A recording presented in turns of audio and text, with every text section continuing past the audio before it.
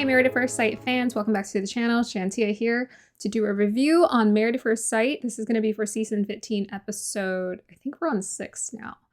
And I believe it was called Saved by the Marachas. Okay, so let me just try to see if I can get my memory going quickly.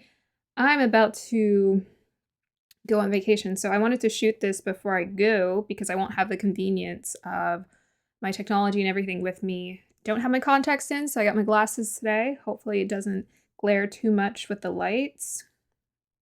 That's why I typically don't wear it.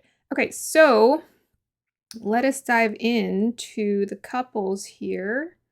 Starting with Lindy and Miguel. I like to pull up the names because it just helps me to put them in order. Starting with Lindy and Miguel. So Lindy and Miguel, I guess we could celebrate. They decided to consummate their marriage. So hold on, let me take these off because these are kind of, let me know what you guys thought about that. They were the first ones to consummate. So Miguel decided it was like a whole spiritual experience for him, and Lindy said it was beautiful. She felt like she was in agreement with all of it happening and unfolding beautifully. So she was happy with how it unfolded. He was happy with how it unfolded. The only thing is like just the prior episode, he was talking about like, hey, like kind of putting on that pressure or emphasizing the importance of it. And she was like, I don't know. So what I'm kind of picking up from Lindy and from the conversations she's had with the girls, because she's had like multiple conversations with the girls where it's like, oh, you know, I don't really like this and da-da-da-da. And she talks to him. She talks a lot. She talks a lot, and she is an overthinker. She's an overanalyzer. But she's still kind of, I don't know, her age is kind of showing in the sense, or the age difference is showing in the sense where she is seemingly catering to him. Like, oh yeah, it's fine. Oh yeah, it's fine. I'm getting that vibe from her. She's not necessarily doing it through her words, but she's doing it through her actions. So when Stacia came up to her and said, hey, were you really okay with this? Like, did you feel pressured? Or did you actually want to move forward in your relationship this way? And she's like, oh yeah, I totally wanted to do this, and it was my decision, and that and that.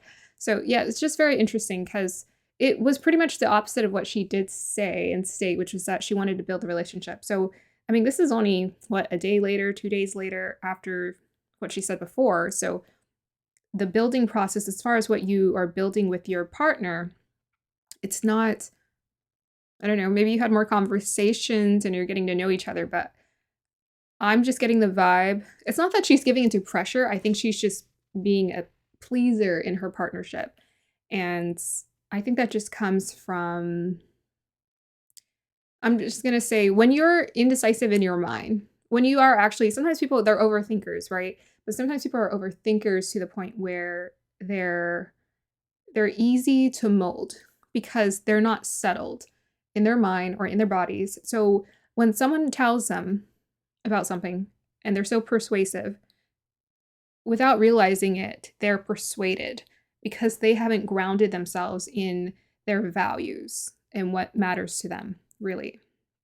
So I think it's perfectly fine. Like, I think Miguel is a gentleman, but the thing is, she's still feeling uneasy because Miguel's kind of revealing to her that he's not fully there yet, right? He's going to wait until the very end of the 8 weeks for him to decide firmly, you know, whether he's invested in this partnership or not.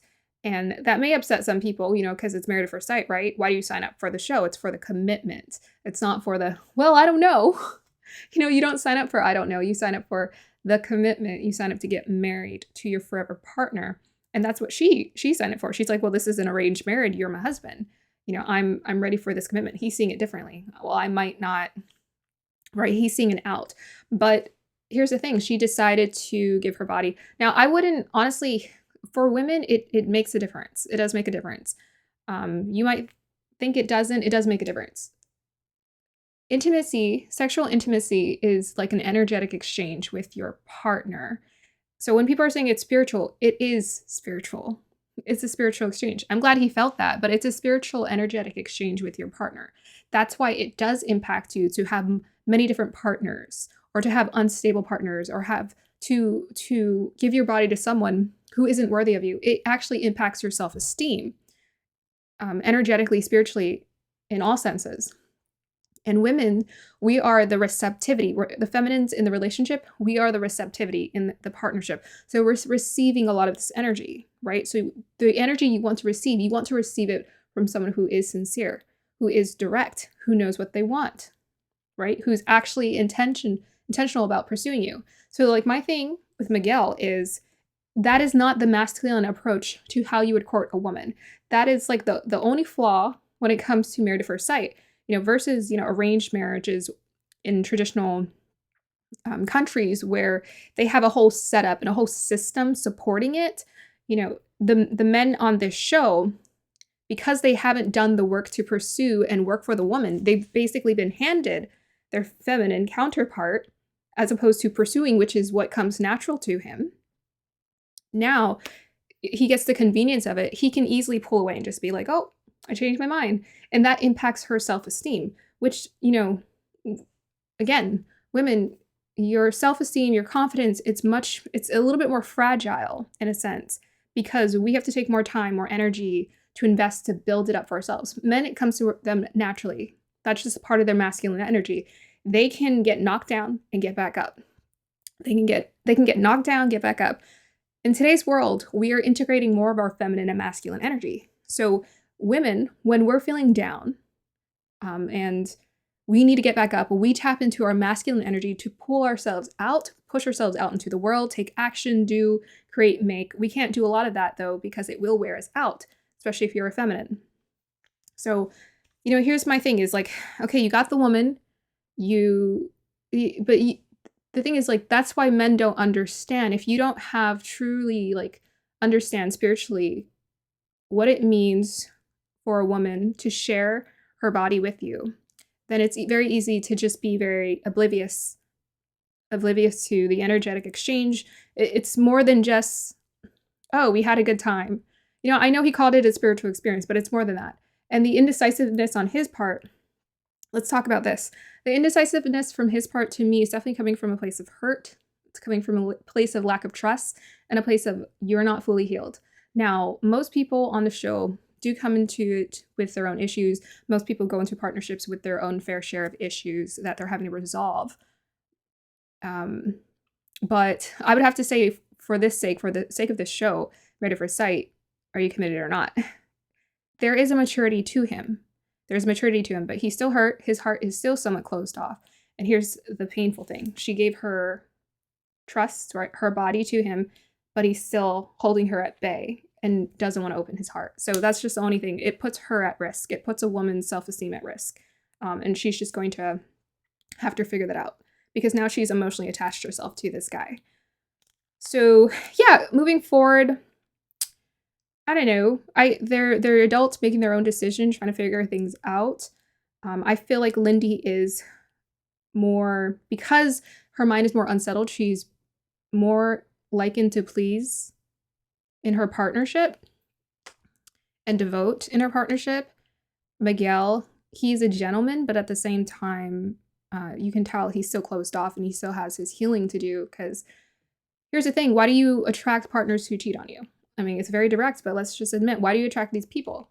Why do you attract people who do not treat you the best? Why do you attract these people? You attract these people because they're your reciprocal. Some part of you is telling you you lack worthiness.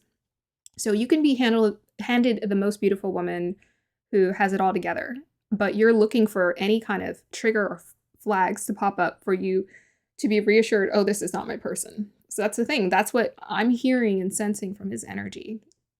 As opposed to, yes, I can't wait to, be in this partnership and try and work and do and create. He's like, yes, I'm going to work, but the buts always get me. Are you committed or not? To me, it's like yes or no. It's not a yes, but then you're not committed.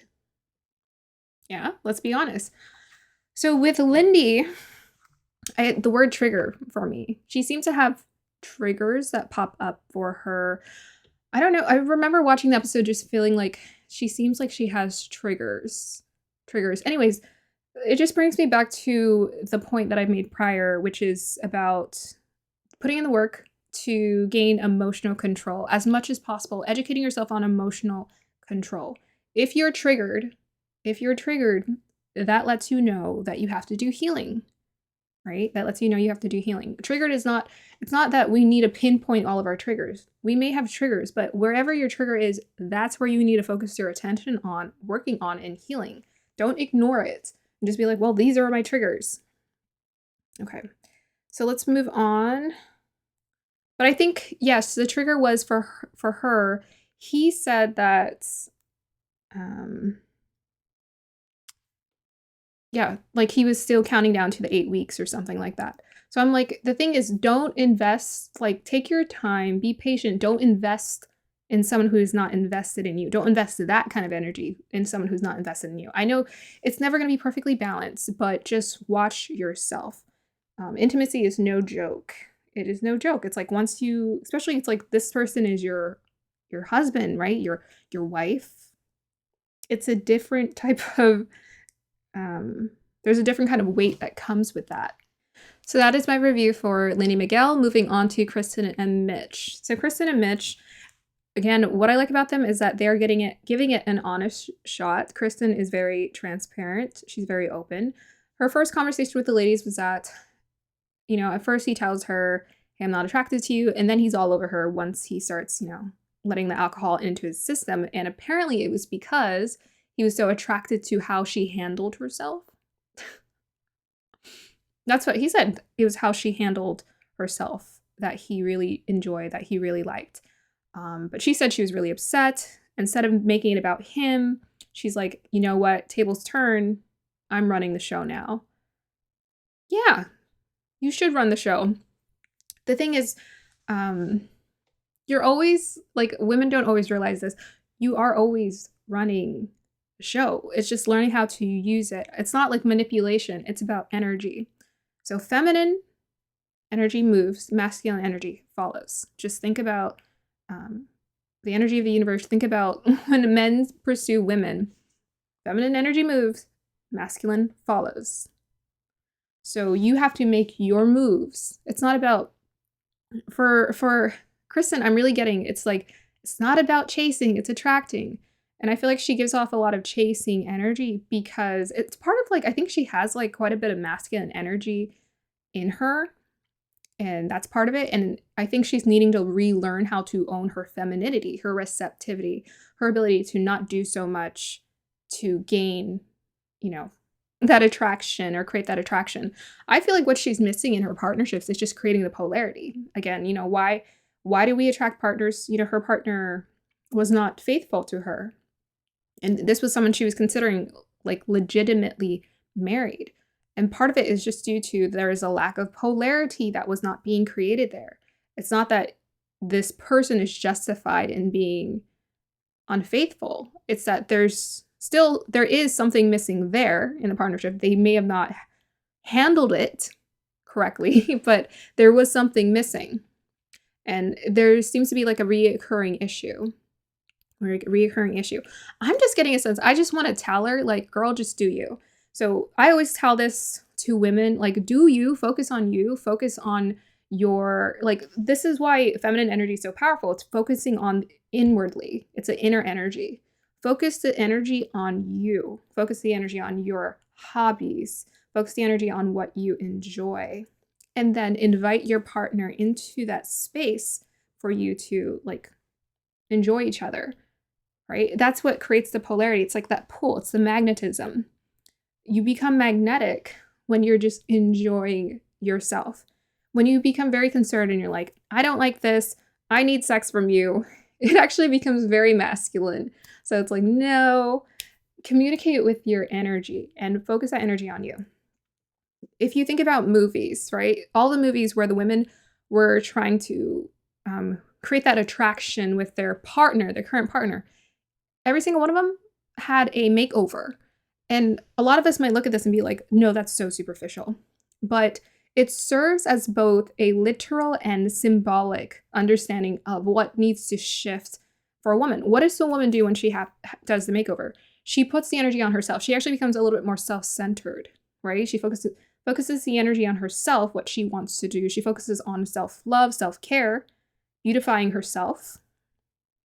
And that energy makes her magnetic because now she's not putting all the energy towards him. If you're putting all your energy towards him, he can't chase you. you got to give that space. You got to create that space for him to chase you. So just like focus on you, focus on being in that receptive mode as much as possible. Mitch barely showed up in this episode, except towards the end. I like when they were sitting in bed, they were having that conversation. He was talking about them moving in together and what their life was going to be like together. And I really like that. Lindy and Miguel too, I think they talked about their life, but I'm not really going to get into it. We'll see when they get there. But yes, I like that he was like, okay, I'm committed. I'm ready to move in and try this out. So I don't feel like he's hiding anything. That's the thing about Mitch. I don't feel like he's hiding anything. I don't think he knows how to hide anything. That's what I like about him. Very transparent. So I'm like, maybe him and Kristen can kind of figure it out together. It did show a preview of her saying, oh my gosh, like she was developing more feelings towards him. So something's happening. But I just hope she, again, learns how to focus that energy inwardly. I think sometimes she actually said this, and this was a little bit concerning for me. She says, I'd rather be in this marriage than single in the streets. That's what she said. And I was just like, what's with that terminology? First of all, single in the streets doesn't sound so great, but single and in love with life maybe sounds really great. I don't know, like people have this like thing, the stigma around singleness. And I'm just like, I never really understood it because I just felt like you don't have any of those obligations or those responsibilities. I just always felt like relationships were so serious. They required so much energy and investment. And especially if you're still learning yourself, you're still getting to know yourself. I'm like, why put that energy towards someone else when you don't know who you are at the core, what you want? Because if you do get in that partnership prematurely, you got to figure it out together. You just have more growing pains together. That's all. But I just never understood the stigma around the singleness because, I mean, I have a very esoteric understanding of why we're here and everything like that. You know, I believe we're truly just here to understand ourselves at the highest level, but understand ourselves in connection to all and everything. And I think sometimes people focus so heavily on relationships, making them feel connected and loved in life. When I'm like, don't you just feel love within yourself? Like just love of life? I feel like I'm about that. So that's just my thing. You know, there is a bit of like, I don't know when she was engaged prior, but I don't think it was that long ago, right?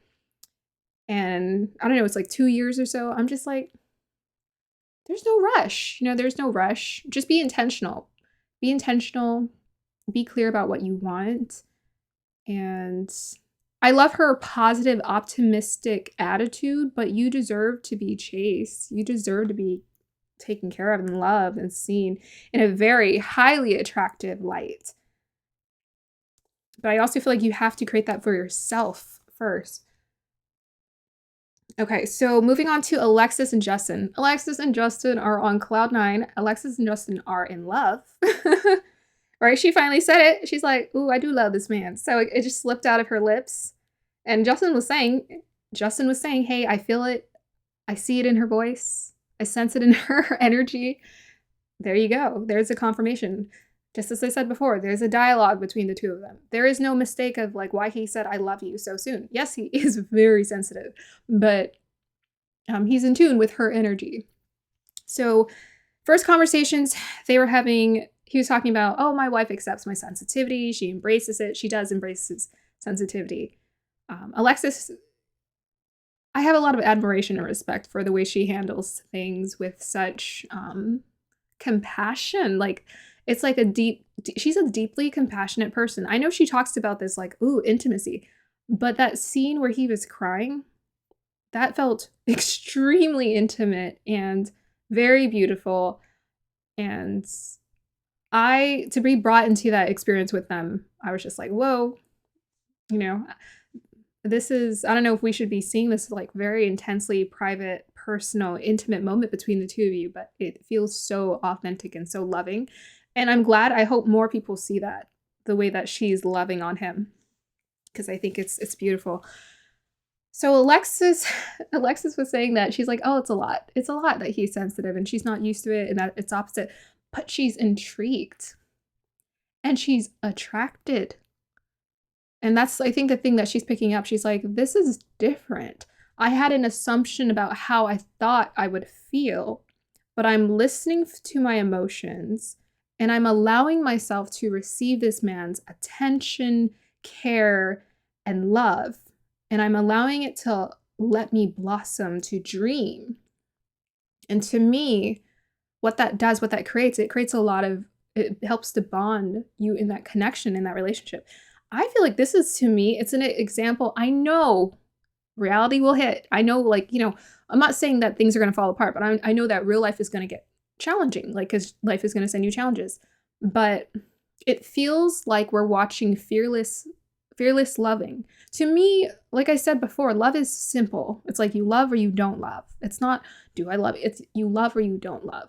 It's like, are you open?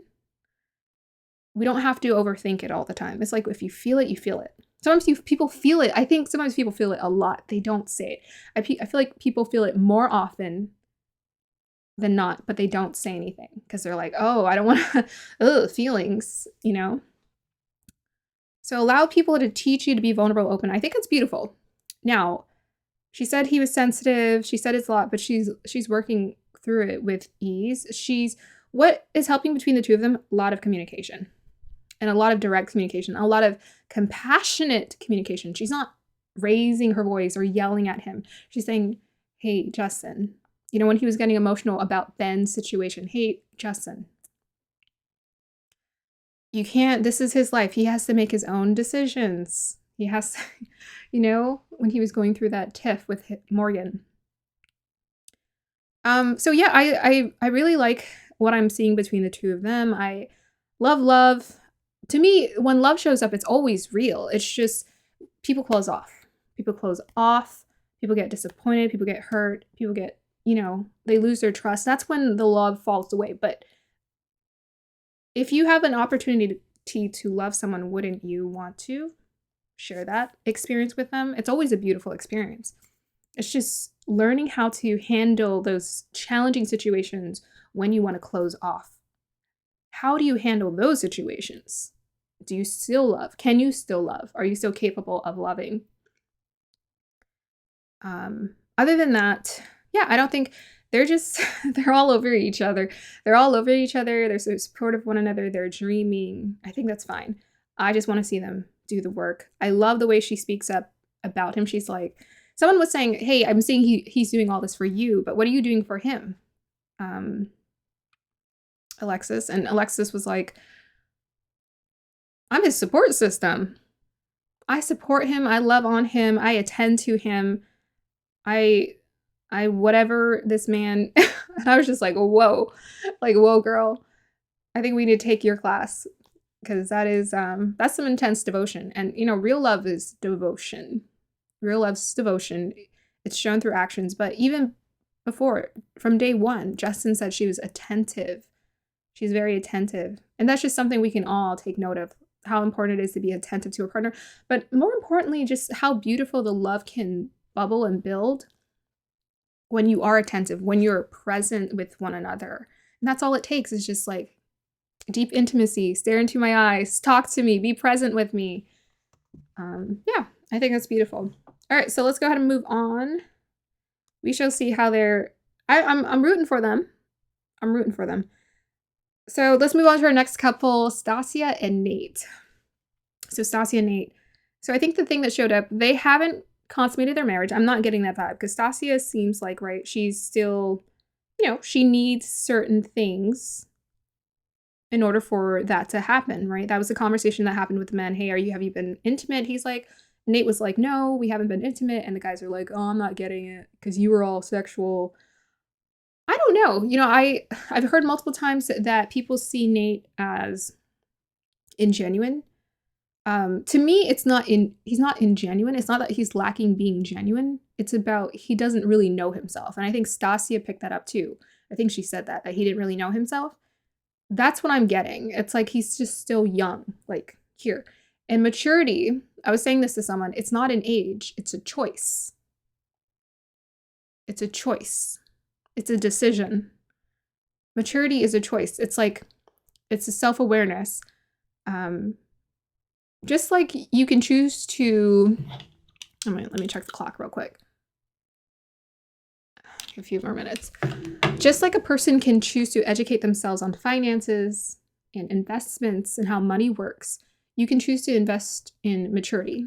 Like, how do I, as a man, with the self-improvement all over YouTube, how can you not? How can you not educate yourself on learning emotional control, learning how to be more mature? There's so many incredible examples. So if a person is not mature, it's a choice. I think Nate signed up for this prematurely. I think a lot of guys go into relationships wanting, I want a partner, I'm ready for love, I'm ready to be with my forever partner, without really thinking about all of the things that come with it, because Stacia is a woman, and I'm getting a little boyish energy from Nate. Stacia is a woman. She's been through experiences, but the thing is, even though she's a woman, I think she still really just wants, she wants genuine love and connection with someone, and she's attracted to him. So when he tells her, hey, I think I'm falling in love with you, it's kind of easy for her to be like, oh, you are? She gets that starry look in her eyes. Just the moment he starts saying something with, like, in the line of what she wants to hear from him. I think he is, again, it's not that he's lacking being genuine. I think he's trying. I think he's trying his best. I think he's trying to the best of his abilities, to the best of his self-aware abilities. But I also think, again, it's like sometimes I think guys don't fully think about, I feel like sometimes they're wanting connection so much, or they're wanting to be in a relationship so much, they don't really think about, who am I? Like, who am I at my core? What am I ready for? What can I handle? What can I handle? What is my heart ready to open up to? He's kind of like Miguel. He's riding the fence a little for me. He's riding the fence. He's kind of saying things like someone to me who's like immature or young would say, like, oh yeah, I'm falling in love with you, but are you actually? Are you actually there? He just feels young to me. That's it. That's all it feels like to me, is like an immaturity. And sometimes you just don't know it. You don't see it. You want to live in your own world. I don't know. Why do people do what they do? Why do people do what they do? Why do they not mature? It's because just they haven't really fully seen the examples, or they're just desiring so much for connection. The desire is stronger than the desire to be with someone, I guess, in this sense, is stronger than the desire to really work on yourself on the purest level. Sometimes people, they pursue desires while forsaking the things that really need their attention, which is themselves, because it helps them avoid. So moving on to Stacia, the thing that came up there, she was very emotional during this episode. While Lindy was talking about how her and Miguel had consummated their marriage, she had this like really kind of like pinched look on her face. It wasn't jealousy. I didn't check that. She looked upset. And later on you find out why. She said she had been pressured in previous partnerships, or in a previous partnership, where she felt like she had to be physically intimate with a partner to maintain the partnership. And so it kind of robbed her of a part of herself. Something like shattered within her because of that experience for her. And so, she said it was a trigger for her. In combination with that, she said that she comes with a lot. She doesn't know if Nate knows that she comes with a lot. And that's why I'm like, Stacia, I feel like she needs someone who's ready to be so much more deep with her, has a lot more maturity, who can handle that energy. Now, along with that, I want to add to that is, of course, we don't go into our partnerships wanting for our partner to be like, when she said, I'm a lot, I know what she was saying, but I also feel like women need to be careful when you feel like I'm a lot. Because you're also saying, I'm a lot, no one can handle me. I'm a lot, I'm not lovable. And I'm like, watch out for that. Because for someone, you're exactly what they need. You're exactly what they want. Really move away from, I'm a lot. Really move away from that.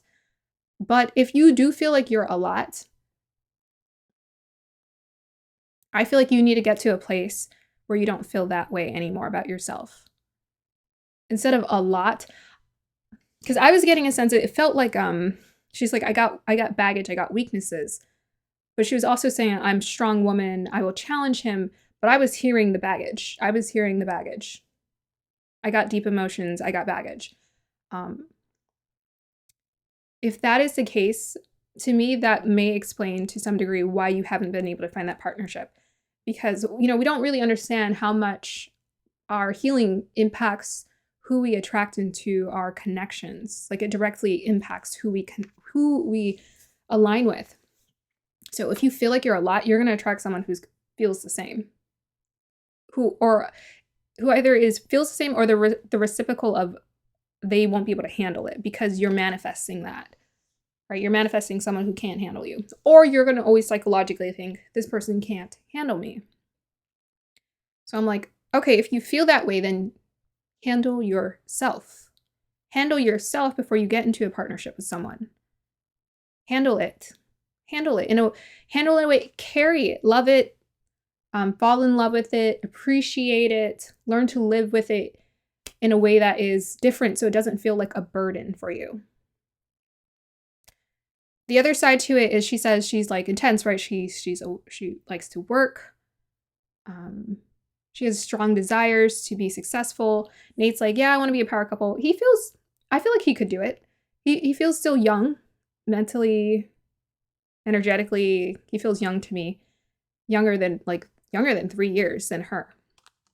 But she, when she said that she was going to challenge him, I thought that was interesting. Because saying you're going to challenge your partner also insinuates or indicates that you feel like you need to, again, it's like you feel like you're a lot, like you feel like you're a burden, you feel like you're not lovable, you need to make sure this person's going to stay in your unlovable moments. But I'm like, don't try to play it out like that. Like, just live your life. Things are going to show up. Life is so organic. Like, things are going to show up naturally. You don't have to create struggle or challenges in your partnerships. It's organic. Like, struggle is innate when it comes to just human life in general. It's a part of the experiences. Like, we go through these push and pulls of life. Allow yourself to be happy. That's what I'm also hearing from her. She's not allowing herself to be happy. Allow yourself to be happy. Allow yourself to be happy just in general for yourself. Allow yourself to be happy in partnerships. Even she said that. I'm allowed to be happy. I'm allowed to be loved. So she's still struggling with that. Now, moving forward, are the two of them going to be able to proceed? Is Nate genuine? I don't know. We're going to have to see how things unfold. She will see. She has like starry eyes when she looks at him. I think he's attracted to her. He's interested in her. Does he feel like he's falling in love with her? I don't know. It's hard to tell with him, honestly. I don't know what he's thinking half the time. I just feel like he's just, and part of that is just, I think he still needs to do some seeking inwardly to understand who he is. Because sometimes men, when they don't really know themselves, I feel like they have a tendency to project, or what I had like the idea in my mind earlier. It's like they tend to force themselves to project a certain image because they're like, well, okay, this is what I'm supposed to do. It's not because they're not genuine. It's because they're literally trying on different personas to see what fits. So that's it. That's all I'm going to say. I'm wishing them luck. Moving on to our last couple, Morgan and Binh. So Morgan and Binh she's attracted to him. I don't know if he said he was attracted to her. I feel like he's feeling her somewhat. He's trying to feel into her, not like physically, maybe, but he's like feeling into her energy, feeling into her vibe. He feels like a pretty balanced person. He has a good temperament. He's willing to, yes, be attracted, invested, somewhat present with his partner. Yes, he is young as well. He just turned 30. But at the same time, he's being analytical and he's thinking about the finances and how all of that adds up. So in one of the first opening scenes, Morgan was talking about how she was like so attracted to him. She's like, oh my gosh, he has a great body. We're definitely going to be, right? Crossing those roads. And yeah. So she's attracted to her husband. I thought that was a fun scene. later on, her and Binh were on the beach and they were having a conversation, and it got really weird, like, because it was like a mixture of things that they were talking about. One of the conversations was about, he started bringing up, okay, I need to know the situation with your family because I'm really close with my family. He was all about business. He's like, all right, what's going on with your family? What's going on with your money? I need the truth. And she's just like, I felt like she was right. She's like, okay, you need to be accepting my situation. You need to be accepting, first of all, student loans are totally normal. And these days are like, they're pretty bad these days. That's why I was like, when I went to college, I was just like, that's it. That's it. I don't like debt. But yeah, student loans are really intense, but she has student loans, and he was just like, oh, I don't know. I'm trying to build up financial awareness and then, or, financial freedom. And she was talking about her family and how she's not close with her father. I like how open she was about it. She was just like, yeah, I'm not close with my father. It's not the best situation. We're going to make the best of it. Yes, I got student loans. Like, she was very transparent and open with him, but he's getting all concerned. One thing to note is men get very logical when they can't feel their heart. And there's several things that are playing into this. So men get very logical when they can't feel into their heart. One of the reasons being, if you're in your masculine energy, they cannot feel that feminine receptivity. They got nothing to chase. So where are they going to be? Up here in their heads thinking about, oh no, the finances. Oh no, they're going to be thinking about all these analytical ideas and concerns about how you two are going to fit and suit each other. All the details. Another reason I feel like he's feeling quite logical, well, that's one of them, but I think that's the main one, is like when you're in more of your masculine energy, and then also when you're not allowing yourself to be like really vulnerable and feminine. But a lot of women, I feel like even a lot of like Western American women, it's hard for them to sometimes notice that, because what does she say? She's an independent woman, right? So like an independent woman, the thing is, either redefine it so that you can be an independent woman in a dependent partnership, because, or whatever, there is a dependency there. You wouldn't be in a partnership if you guys were not dependent on one another to some degree. Or throw it away. Like, as soon as you got married, throw it away. Or make sure you make that intellectual shift in your mind, and in your body and your spirit, everything. When you decide you're going to invest your time into a partnership, guess what? Now you have someone to co-create with. You're not in this alone. Now you guys are going to figure it out together. So you don't have to be an independent woman anymore. You can be a dependent woman. It's okay. It is safe for you to be a dependent woman, Morgan. It is safe.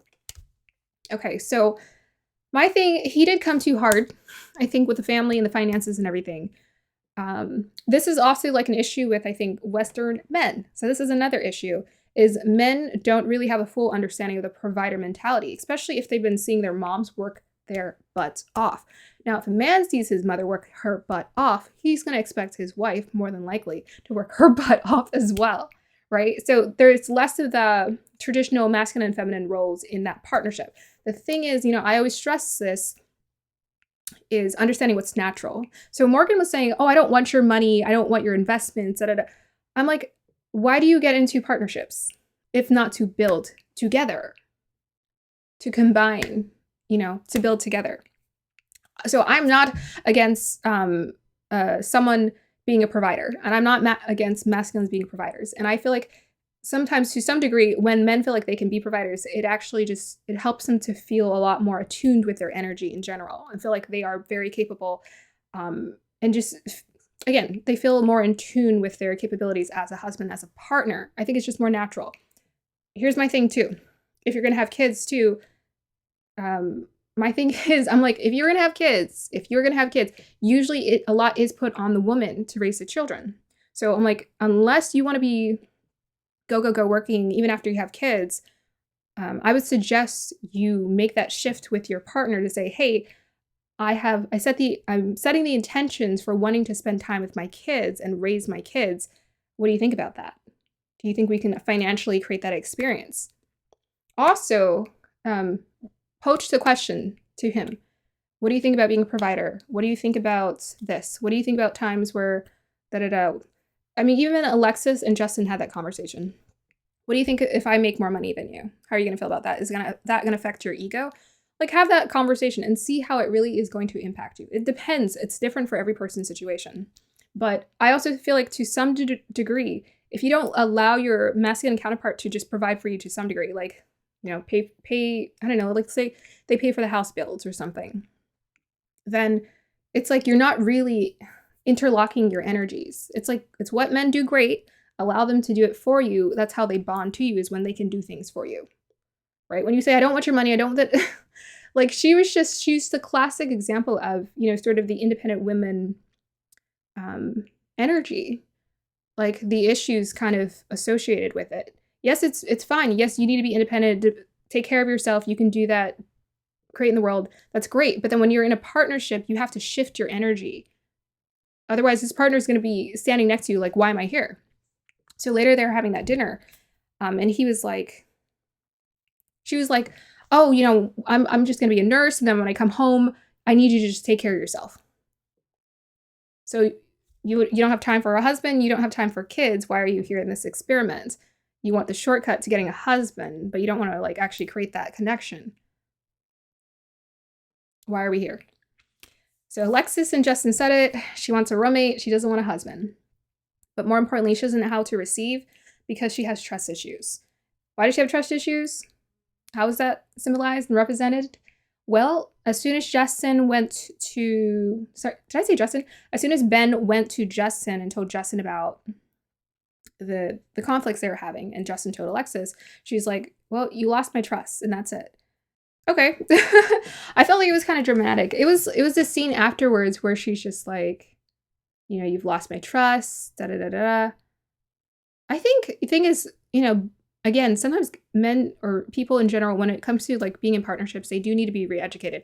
If you shut yourself off as opposed to re-educating and communicating to your partner, being vulnerable, being open, yes, they saw you cry, but can you be vulnerable enough and compassionate and forgiving enough to let this partner in? If you don't know how to forgive, here's the thing. If you do not know how to forgive, you're going to have a hard time being in a partnership, period. Period, ever. Forgiveness is at the core of the rebirth, the renewal that we create in our lives. So it's like, if you cannot forgive, your heart is going to be closed off. So you're sitting here wondering, why am I single? Why am I not married? Why have I not found the man? You're not the reciprocal for the man. You're repelling the man. You're repelling them. You're repelling them. I want to be desired. I want to be loved. Well, become desire. Become love. Don't close yourself off. Be so protective and guarded. So, yeah, that's my thing. I kind of ranted on it last week, and that's kind of all I will say there. I think Ben means well. He's learning. He's young. He needs to be re-educated. He has a good temperament. He has good means. He's learning. He's doing what he's learned, right? But here's the thing. This is your partner. You get to create a whole new experience with this person. So if you want something different other than what they saw growing up, like he has a very fixed idea of like, this is what I want, list 1, 2, 3, 4. When people truly care about one another, they really want to make it work, and they truly care for one another and are building that love towards and with each other, you're going to want to know how to build with that person. Okay, what's your idea? What's your dream? What do you want to create in this partnership? As opposed to what I was taught, let's just go with the traditions. No, what are we here to create together? What magic are we here to create together? So it's just about learning how to communicate to your partner and communicate that to your partner. You know, her closing off is not going to help, but let's see moving forward if they'll be able to proceed. I think he means well. He just needs to be re-educated about certain things.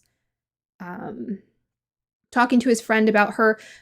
Well, let's address the nursing thing. So he said that she lied about the degree, but she's still a nurse. So she just needed to communicate that more effectively to him. He apologized. Keep apologizing, Ben. Just keep doing it.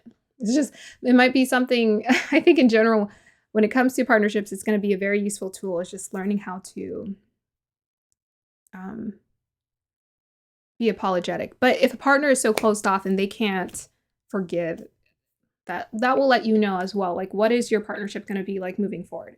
if this is how much work it takes just to get there. Like, we are just in the honeymoon. We're literally in the honeymoon phase, and we can't even get past these little tiffs. You're so closed off. Okay, so moving on. Oh wait, that was our last couple. Look at me. I'm so passionate and excited. I was just ready to keep talking all night long.